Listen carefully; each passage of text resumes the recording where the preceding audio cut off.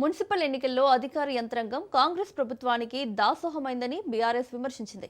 వెంటనే Ibrahimpatnam municipality chairman ఎన్నికను అధికారికంగా ప్రకటించాలని, అలాగే క్యాతన్పల్లి చైర్మన్ ఎన్నిక నిర్వహించాలని బీఆర్ఎస్ డిమాండ్ చేసింది.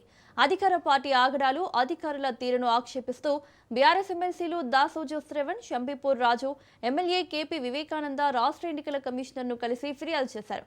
తక్షణం ఇబ్రహీంపట్నం ఎన్నిక ఫలితాన్ని డిక్లేర్ చేయాలన్నారు. అలాగే క్యాతనపల్లిలో ఎన్నికలు నిర్వహించాలని కోరారు. రాష్ట్రంలో ఎన్నికలను ఫెయిర్ గా నిర్వహించలేదని బీఆర్ఎస్ ఆరోపించింది.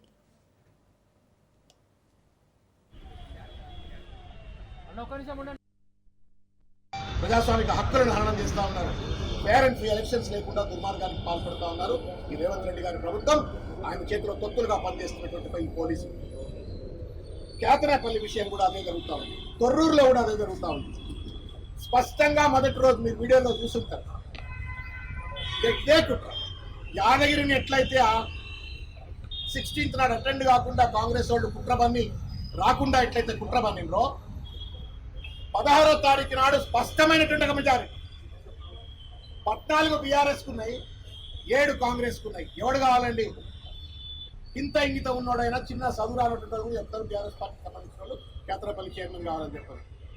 టీఆర్ఎస్ పార్టీ కౌన్సిలర్ల పైన ఎవరో కేసులు పెట్టిందని చెప్పని వాళ్ళు లోపలికి వస్తుంటే వాళ్ళని అడ్డుకునే ప్రయత్నం చేసి వాళ్ళని అదిరించి బెదిరించి ఎన్నిక జరగకుండా చేసింది. సుమన్ ఎవరైతే అక్కడ శాసనసభ్యుడు మాజీ ఉండేనో ఆయన ఉంచుకుపోయి జైల్లో పెట్టింది. ఇవాళ బయట ఉన్నటువంటి బీఆర్ఎస్ పార్టీ కార్యకర్తలు కౌన్సిలర్ల పైన కేసులు పెడితే వాళ్ళు ఇవాళ హైదరాబాద్లో వచ్చి తలదాల్చిన పరిస్థితి.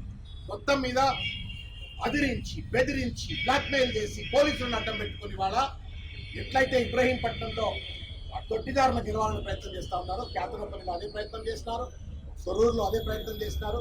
సిక్కు 90 ఎలక్షన్స్ కదా, ఇంకేం కావాలి?